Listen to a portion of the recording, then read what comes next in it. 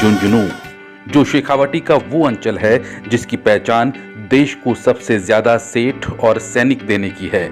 यहाँ का रानी सती व मनसा माता मंदिर, शक्ति, नरहड़ की दरगाह, सौहार्द, हवेलियां और उद्योगपति, शोहरत और सरहदों पर सबसे ज्यादा शहादत यहाँ के शौर्य की अलंघनीय ऊंचाइयां दर्शाती है। अपने गौरवशाली अतीत के साथ विकास की वर्तमान यात्रा में राजस्थान पत्रिका एक इंजन की भूमिका निभा रहा है। जहां जमीन नहीं मिलने पर बीकानेर जा रहे सेना भर्ती कार्यालय को पत्रिका ने लगातार 20 दिन तक जन अभियान चलाकर रोका, तो अब हजारों युवाओं के सेना भर्ती के सपने को साकार कर रहा है। इसी तरह सैनिक स्कूल को लेकर राजस्थान पत्रिका ने लगातार 2 साल तक समय समय पर मुद्दा उठाया, जिसके बाद दोरासर के निकट जमीन आवंटित हुई और सैनिक स्कूल शुरू हुआ। सामाजिक सरोकारों की बात करें तो चंदवा गांव में एक ही परिवार में 12 दृष्टिबाधित सदस्यों की पीड़ा उजागर कर पत्रिका ने अपनी पहल पर पूरे परिवार का नाम बीपीएल सूची में जुड़वाया और उन्हें सरकारी योजनाओं का लाभ और लाखों रुपए की नकद सहायता उपलब्ध करवाई। इसी तरह शेखावाटी की लाइफलाइन रही काटली नदी में अवैध खनन के खिलाफ पत्रिका ने वर्ष 2012-13 में समाचार अभियान चलाया, तो तत्कालीन एडीएम डॉक्टर हरसहाय मीणा ने रात 1 बजे नदी में अवैध खनन रुकवाया।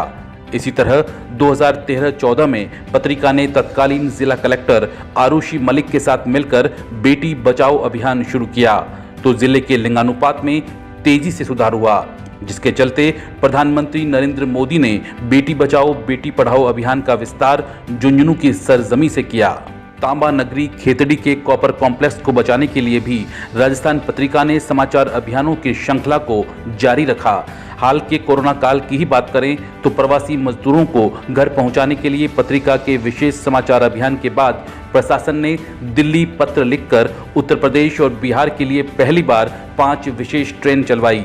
जयपुर से जम्मू कश्मीर पैदल जा रहे लोगों के लिए भी पत्रिका ने वाहन और खाने पीने की व्यवस्था कराने में अहम भूमिका निभाई। सैनिकों की सरजमी ने देश की सेवा में सर्वाधिक शहीद दिए हैं। पत्रिका भी शहीदों के सम्मान में कृतज्ञ रहा है। कारगिल युद्ध के बाद पत्रिका टीम प्रत्येक शहीद के घर पहुंची। सेना भर्ती को लेकर भी पत्रिका में अभियान चलाए गए। इसी का नतीजा रहा कि जिला स्तर पर हर वर्ष भर्ती की प्रक्रिया शुरू हो सकी। शहर में बेसहारा पशुओं की समस्या के समाधान के लिए पत्रिका ने वर्ष 2014 में मुहिम शुरू की। शहर के सामाजिक, राजनीतिक और व्यापारिक संगठनों के लोगों को समस्या के समाधान के लिए जागरूक किया। मिशन नंदी संरक्षण के तहत शहर के प्रबुद्ध लोगों की बैठक के दौरान महज 1 घंटे में 71 लाख रुपए की राशि इकट्ठी हो गई। आज नंदीशाला बनकर तैयार है। बात सामाजिक सरोकारों की करें तो अमृतम जलम अभियान के तहत शहर के माधव सागर तालाब से लेकर गांव गुवाड़ के छोटे छोटे ताल तलैया और जोहड़ों तक की सफाई करवाकर जल संरक्षण और हरियालो राजस्थान अभियान से लाखों पौधे लगवाकर पर्यावरण संरक्षण और संवर्धन में पत्रिका अहम भूमिका निभा रहा है। वहीं 2014 में नीव अभियान के जरिए पहले ही साल में जिले की सरकारी स्कूलों का 50,000 नामांकन बढ़ाकर पत्रिका ने शिक्षा की नींव मजबूत की। कच्ची बस्ती के बच्चों में आखिर की अलग के लिए करनी स्कूल और हाल में कोरोना काल में बंद हुई पढ़ाई के लिए समाचार अभियान चलाकर स्माइल प्रोजेक्ट और आकाशवाणी दूरदर्शन पर निःशुल्क स्लॉट मुहैया कराने में भी पत्रिका की मुखर मुहिम ही निर्णायक रही। रेलवे के आमान परिवर्तन, Jaipur Bikaner highway, sewerage treatment, UIT medical college और शेखावाटी विश्वविद्यालय तक की विकास यात्रा में पत्रिका के समाचार अभियान ही आधार और प्रेरक बने।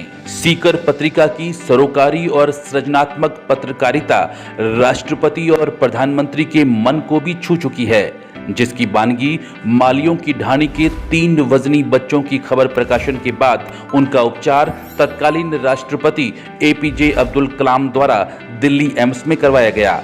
तो भीख मांगकर परिवार पालने वाली कच्ची बस्ती की बेटियों के रोजगार के लिए पत्रिका की पहल पर खुले सिलाई केंद्र और कोरोना कालीन पलायनवादी मजदूरों के पलसाना स्कूल में रंगाई पुताई की खबर प्रधानमंत्री नरेंद्र मोदी के रेडियो पर प्रसारित मन की बात में प्रशंसा का पात्र बनी।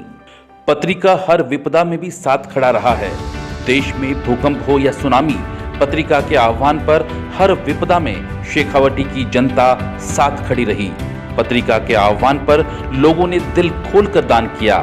ये पत्रिका के प्रति जनता का विश्वास ही था कि सुनामी के समय अकेले शेखावाटी ने 30 लाख से अधिक रुपए पत्रिका के माध्यम से पीड़ितों की सहायता के लिए भेजे। कोरोना काल में भी जनजीवन की सुरक्षा को अपनी प्राथमिक जिम्मेदारी समझकर पत्रिका ने समाचारों और राहत शिविरों से मानव और राष्ट्रीय सेवा का जज्बा भी दिखाया, जिसमें पलायन कर रहे मजदूरों की रोजी के लिए पत्रिका का मॉडल शासन प्रशासन के लिए मार्गदर्शक बना। वहीं जरूरतमंदों की रोटी के लिए शिविर लगवाकर पत्रिका टीम ने अपने हाथों से उनके लिए भोजन बनाकर परोसने तक का काम किया।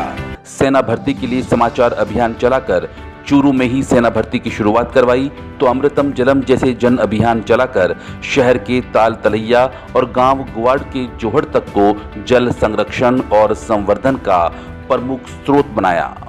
नीव अभियान के जरिए सरकारी स्कूलों का नामांकन बढ़ाया, तो रेलवे के चूरू सीकर अमान परिवर्तन, सीवरेज ट्रीटमेंट, वन्य जीव, मेडिकल कॉलेज, नेचर पार्क की दुरावस्था, शहर की सुरक्षा सहित विभिन्न मुद्दों पर पत्रिका ने कई अभियान चलाए, जिनका असर समय समय पर शासन प्रशासन की नीतियों और कार्यों में देखने को मिला।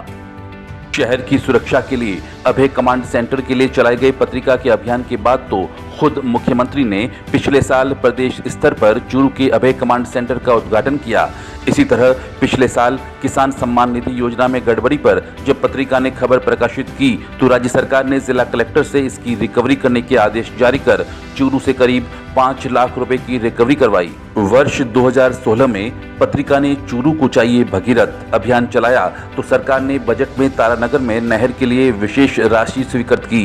इसी तरह शहर को खारे पानी से मुक्त करवाने के लिए पत्रिका ने मुहिम छेड़ी, तो सरकार ने अपनी योजना में 7 टंकियां स्वीकृत की।